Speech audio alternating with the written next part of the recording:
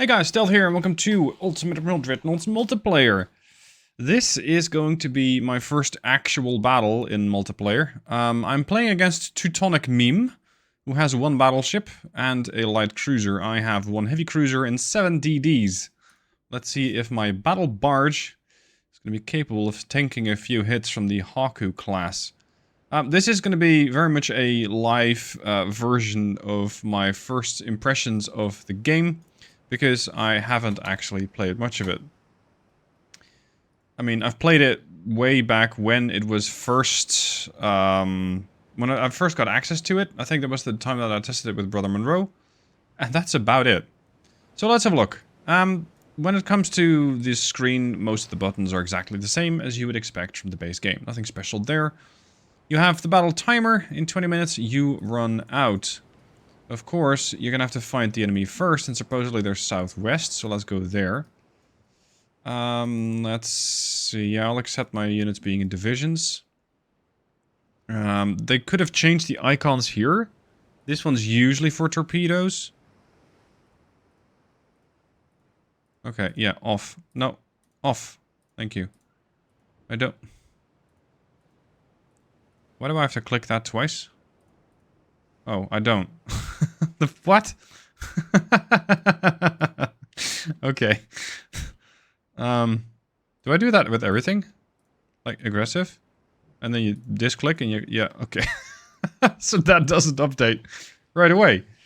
Cool. That's not at all confusing. Let's keep doing that. I have no idea where the enemy is, except for southwest. There's no time acceleration because multiplayer. It's not like I can decide what time I want to play at. My plan, I have the battle barge over here, this beautiful piece of Spanish, yes, Spanish engineering, and that's something else that I'll get to. Spanish and Italian ships, in this case, working together. I'll get to that later. This one is the battle barge. It's armored up to high heavens, as high as the heavens can be armored, 5 inches, and we have an 8-inch gun, which does not get highlighted. We have 7-inch guns on those weird turret things. And then we have 1.5s on the things that are now completely underwater. As well as, of course, torpedo launchers. Regarding the DDs, it's stationary. It's armed with a couple of 4-inch guns, like very simple. 1, 2 on the bow, 1 on the stern, a couple of torpedo launchers, and that's it. It's not very intimidating. But then again, they do have speed on their side. And if I... Whoa, look at that acceleration. Look at that acceleration. That's some good stuff. You're a submarine. No, you're not a submarine. If I can get these guys into the torpedo range of the enemy battleship, I should be fine. Provided I can find it. So, what else can we talk about here? I don't like that these buttons need to be clicked twice. Over here you can see the veterans, like the crew stats. It's all normal. This works. When I played it last, you couldn't actually set where you wanted your ships to go. No, sorry, you could set where you wanted your ships to go. You couldn't target anything. And now I can target something. Hello. What you got there? 11-inch long barrels? No, not even long barrels. 40s. Okay, then we have 5.9 and we have a couple of 3.5s. It's so weird not having these things highlighted. I'm so used to seeing very quickly, just by highlighting how many of a gun something has. This is pretty heavily armed with 10 3.5s, 8 5.9s, and 4 11-inchers. So what I need it to do is first attack the battle barge. And then the DDs are going to join the fight later. I'm not sure if the DDs have been detected, actually. I think they have... Also, having every single ship named the same makes it a bit confounding at times. Torpedo range, 3.3, so we're going to have to hand deliver these. That's exactly what we're here to do. This is the Itsukoshima class from 1905. Light cruiser. We have 2 6ers and 34 3.5s. Holy shit, dude. He might be prepared for what's to come. Maybe. Oh, by the way, I can immediately see every single stat on the enemy ship. That's interesting. Normally you need to go through identification, but I guess they didn't do that this time around. That's fine. Okay, we're going to target that light cruiser. I want that out of the way. And then I can have a go at the battleship. You can see the CL is smoking up and slowing down. It's currently targeting something. But according to the game, it's not actually targeting anything. Ooh, hit. First blood. Lost 2 crew members on that ship. There's the rest of it. There you go. And now the DDs, with their 100% crew, are starting to really deal damage. Now supposedly, right, there's a bit of an exploit. I'm going to try and see if I can replicate that. You are in trailing formation. Yeah. So that's a thing. If you pull a ship away from a division, it resets the smoke screen. That's peculiar. Because it means that I can sail around permanently smoked up. Which is fantastic. Albeit a little weird. Regarding the fact that, you know, smoke is capable of making sure that your ships are harder to hit. So in that sense, it's a bit curious. That's never gonna hit. That might sink that CL. Extended bulkhead, spacious crew quarters. They're ready for a fight. Whose line is doing what? You guys are not torp... Yeah, you... Good lord, everything is the same. It's making it very confusing. Stop torping. Everybody else, torp the battleship. Just, I don't know, go do something useful. Just go. This CL is in for a rough time. It's already been torpedoed 4 times and it's still there. The battleship has received some attention. Lost some crew, there's a few fires raging. I'm surprised both of the turrets have been damaged. Good dodge there by Teutonic Meme. Unfortunately for him, I still have more. Oh, so does he.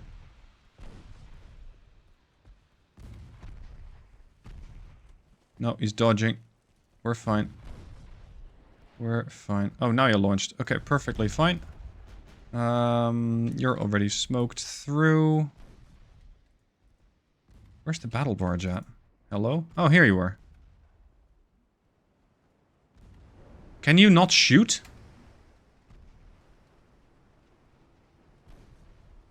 This thing is 2 clicks out. Why on earth are you not shooting?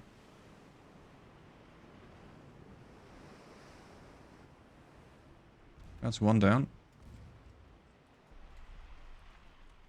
I'm not sure if there is a whole lot that you can do about the suicide torpedo rush at this point.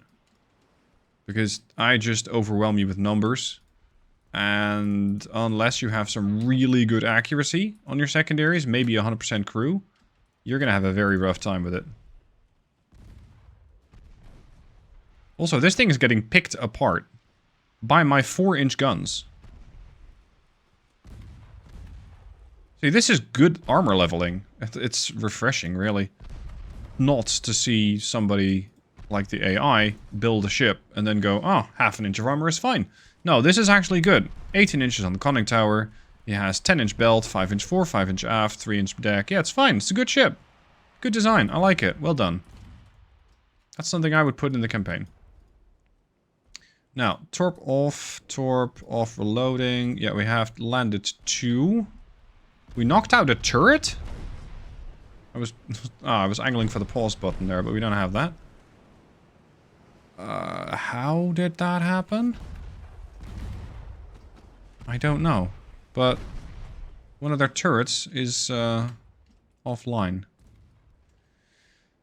Is this battle bar... Hello? Shoot something. You have guns. You haven't fired once. Make an effort.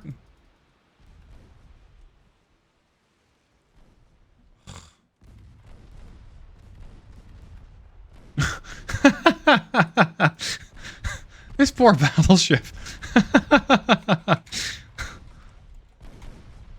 Yeah, I kind of feel bad for this ship. Poor thing. Yeah, now it'd be nice. There you go. Good man. Alright. Coup de grace. Move to eliminate. Good lord. Dead. Wow, instantly pauses every single ship from moving. Okay. So I get prestige points. He does not get prestige points. He lost a bunch of crew, obviously. Why did my battle barge not shoot? At all. So what about the main lobby screen? Well, here you have a lot of options. Over here, top left, you can see that there's not a whole lot of people currently playing the game. It might be because it's 1 PM European time for me, so that's Central European time. There aren't a whole lot of people, but you can see that most of them are in the constructor, the design part of the editor. This is where you build your ships, and it is very standard, although it is definitely a lot snappier than what you might recall from the base game. In this case, I already have the Francesco Ferruccio, a destroyer, and this DD is going to be the one that does the torpedoing. This does the damage. 2 guns on the bow, 1 on the stern, that's all. Couple torpedo launchers, it's just a torpedo taxi, a big one. I don't know if range is important, so I kind of maxed it out, also because I didn't really have anything else to spend my displacement on. If you go for, just for example, say the British, you can have quite a few different hulls, and the same can be said for every different nation. What is slightly different with this editor is that normally you can have, let's say, a holding shift and a holding control, and that's going to allow you to put these things somewhere else. Right now, it just does really weird and wonky things. Yeah, it should be. That was nice to try. I would love to sail this thing, just as a meme. Anyway, you cannot place them as exact as before, and you might not notice that with a tower, but you will notice it with a gun. Because the 5-inch gun has to be slotted in any of these spots or there, but as to the sides, if I'm holding Alt or Control, there's only, there's there. I'm not holding Alt or Control, but it just very briefly gives me the option. Whereas normally I can just hold Alt and Control and push these out to the sides to have them exactly where I want them. So that level of freedom is not in this version. It's not a multiplayer. As for the rest, nothing too special. You have your Citadel armor, your gun caliber, also your general stats. Nothing special there. What is special about this game mode, or about the multiplayer mode in general, is that you can have ships from different nations working together. So I have the option to go for, let's say, a pre-Dreadnoughts fight. And when I have a small fight, I can go up to 30,000 tons. I can go up to $125 million. I can have 15 ships total. In this case, I have 7 DDs and the battle barge. That's the battle you just saw.